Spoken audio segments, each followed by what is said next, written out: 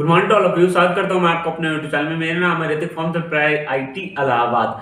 बहुत बच्चे कमेंट आ रहे थे और आपके मन में भी डाउट होगा जो वीडियो ये देख रहे हैं कि भैया केमिस्ट्री मेरी बहुत वीक है, या फिर मेरी मैथ्स बहुत ज्यादा वीक है, मैं उसको कैसे स्ट्रॉन्ग करूं, या फिर मेरी फिजिक्स बहुत वीक है, मैं उसको कैसे स्ट्रॉन्ग करूं। तो ये जो मैं सीरीज ला रहा हूं इसमें मैं तीनों सब्जेक्ट का हर अलग अलग वीडियो में बात करूंगा। आज बात करूंगा मैं केमिस्ट्री कैसे स्ट्रॉन्ग करनी है और कुछ ऐसे पॉइंट्स बताऊंगा जो अपने राज्य की बात है और जो अच्छे बच्चे होते हैं वो सारे बच्चे फॉलो करते हैं उसको, और मैं भी करता था जब मैं प्रिपरेशन करता था। तो ये पॉइंट्स जो होता है हमारा आपके लिए बहुत ज्यादा इंपॉर्टेंट है। अगर आप जे की प्रिपरेशन कर रहे हो, आप 11th में हो या फिर 12th में हो या फिर आप ड्रॉप ले रहे हो, तो ये पॉइंट्स आप ध्यान रखना केमिस्ट्री के लिए बहुत ही ज्यादा आपको हेल्प करेगी केमिस्ट्री में मार्क्स इंक्रीज करने के लिए। और आपको मुझे नहीं लगता ये बताना चाहिए कि क्योंकि सबको पता ही होता है कि केमिस्ट्री जो हमारा सबसे ज्यादा स्कोरिंग सब्जेक्ट होती है, और अगर आपकी रैंक अच्छी लानी है तो आपको केमिस्ट्री में अच्छा होना पड़ेगा। तो अगर आप केमिस्ट्री में अच्छे हो तो आपकी रैंक अच्छी आएगी। तो इसलिए जो हमारा केमिस्ट्री कैसे स्ट्रॉन्ग करनी है मैं आज आपको वही बताऊंगा। तो अगर वीडियो अच्छा लगे तो वीडियो को लाइक और चैनल को सब्सक्राइब जरूर कर दीजिएगा और अपने दोस्तों के साथ भी शेयर जरूर करिएगा, क्योंकि मेरे को सपोर्ट की बहुत ज्यादा जरूरत है। मैं आपके लिए बहुत अच्छे अच्छे वीडियो बनाता हूँ। अगर आप अपने दोस्तों के साथ शेयर करेंगे तो मेरे को भी मोटिवेशन मिलेगी। तो जो सबसे बड़ा पॉइंट होता है, और आप किसी से भी पूछो जो आपके सीनियर्स हैं या फिर आप सर से पूछोगे, तो जो सबसे पहला पॉइंट बताएंगे वो है कि एनसीईआरटी पढ़ो। अगर आप 11th में हो तो आपके लिए बहुत अच्छा गोल्डन चांस है आप आदत लगाने की कि मेरे को एनसीईआरटी पढ़नी है। और एनसीईआरटी जो हमारा, आप जब एनसीईआरटी पढ़ते हो तो आपके बेसिस मतलब जो बेसिक होता है वो आपके सारे अच्छे हो जाते हैं। और ये होता है कि बहुत बच्चे कंप्लेन आते हैं, भैया मैंने तो एनसीईआरटी पढ़ रहा हूँ या पढ़ रही हूँ लेकिन मेरे स्ट्रॉन्ग नहीं हो रहे केमिस्ट्री। तो क्या होता है ना कि बच्चे बहुत आलसी होते हैं और वो एक बार पढ़ लेते हैं ऐसे लाइन से हो गया, वो सोचते हैं मैंने तो पढ़ लिया मेरे स्ट्रॉन्ग हो जानी चाहिए, बट ऐसा नहीं होता। एनसीईआरटी अगर आपको उसकी लैंग्वेज थोड़ी सी टफ होती है तो समझना थोड़ा सा मुश्किल होता है, बट आप क्या करो कि उसको एक बार पढ़ के नहीं होगा। मैं आपको कभी दिखाऊंगा अपनी बुक्स जो मैं 11th 12th में पढ़ता था, मैं कम से कम 3-4 बार केमिस्ट्री का जो था हमारा वो पूरा पढ़ा था एनसीईआरटी बुक। तो आप जो था हमारा केमिस्ट्री मिनिमम जो था हमारा 2 बार आप जरूर पढ़ो, तब जाके आपको समझ में आएगी बातें। और 2 बार पढ़ने के लिए आपको टाइम चाहिए, और टाइम मतलब अभी क्या होता है कि एग्जाम अभी जस्ट हुए कुछ दिन पहले, तो आपको 1 साल नहीं मिल पाता है। सबसे ज्यादा प्रॉब्लम ड्रॉपर के लिए होता है। तो जो अर्ली स्टार्ट करना चाहते हैं, जो कि 11th में या फिर 12th है, उनके लिए बहुत ज्यादा जरूरी है कि आप जो हमारा सब एनसीईआरटी जितनी हो सके आप उतनी अच्छे से पढ़ो और एक एक लाइन करके पढ़ो। उससे क्या होता है कि आपके जो भी बेसिक्स होते हैं वो सारे क्लियर हो जाते हैं। तो सबसे पहला पॉइंट है कि आप एनसीईआरटी पढ़ना स्टार्ट करो और एनसीईआरटी जितना हो सके आप उतना पढ़ो ताकि आपको बेसिक क्लियर हो। और जब आपको स्ट्रॉन्ग करनी है केमिस्ट्री तो बेसिक क्लियर होनी चाहिए। तो पहली बात ये हुई कि आपको एनसीईआरटी पढ़नी है।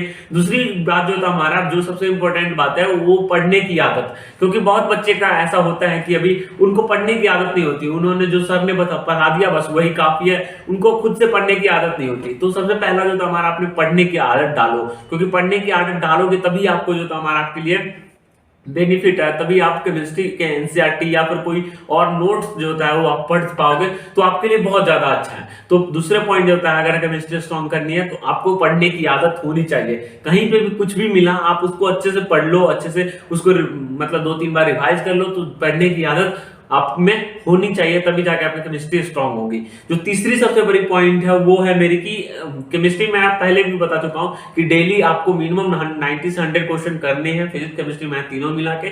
तो आपकी केमिस्ट्री जो था स्ट्रांग करनी है तो मिनिमम 30 से 50 क्वेश्चन जो था हमारा पर डे आपको लगाना ही लगाना है। और ये पर डे ये आप लिख के रखो कि कोई भी अगर आपको जेई क्लियर करना है, जेई एडवांस अच्छे से क्लियर करना है, तो आप पर डे 90 से 100 क्वेश्चन लगाने ही है। उसमें से 30 से 50 मतलब 30 से 50 तक आप केमिस्ट्री क्वेश्चन लगा सकते हो अगर आपको केमिस्ट्री स्ट्रॉन्ग करनी है। तो ये बात ध्यान रखना। तीसरा पॉइंट कि क्वेश्चन आपको अच्छे से लगाने हैं, जितने हो सके क्वेश्चन आपको उतने लगाने हैं।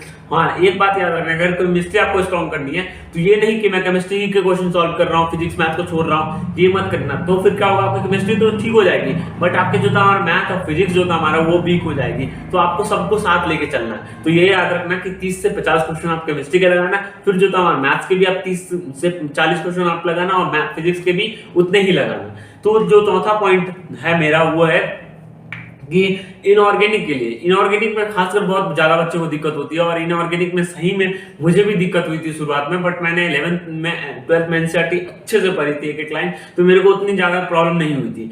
बहुत बच्चे बोलते हैं कि भैया इनऑर्गेनिक में तो बस रटने वाला होता है, रट लूंगा मैं, रटना मेरे को होता नहीं है, इसलिए मेरी केमिस्ट्री वीक है।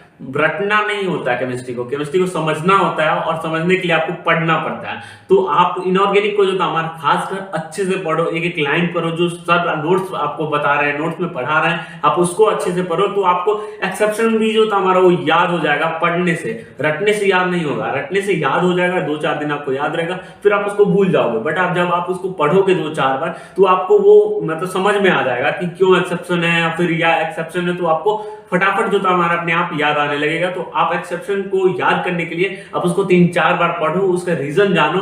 बहुत सारे सर आप क्वेश्चन यहाँ पे पढ़ रहे हो, उनसे क्वेश्चन पूछो, वो आपको जरूर बताएंगे कि क्यों एक्सेप्शन है, तो उससे आपको एक्सेप्शन भी याद रहेगा।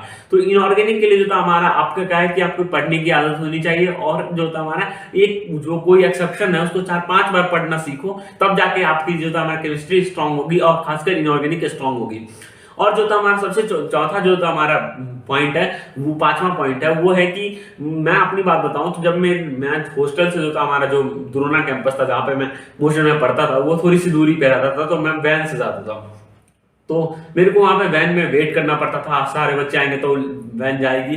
तो उसके लिए क्या है ना कि आपको मैं जितना टाइम मिलता था, मैं उसमें केमिस्ट्री के क्वेश्चन लगा, 10 मिनट, कभी 5 मिनट, कभी 15 मिनट मिल जाता था, कभी आधा घंटा तक वेट करना पड़ता था।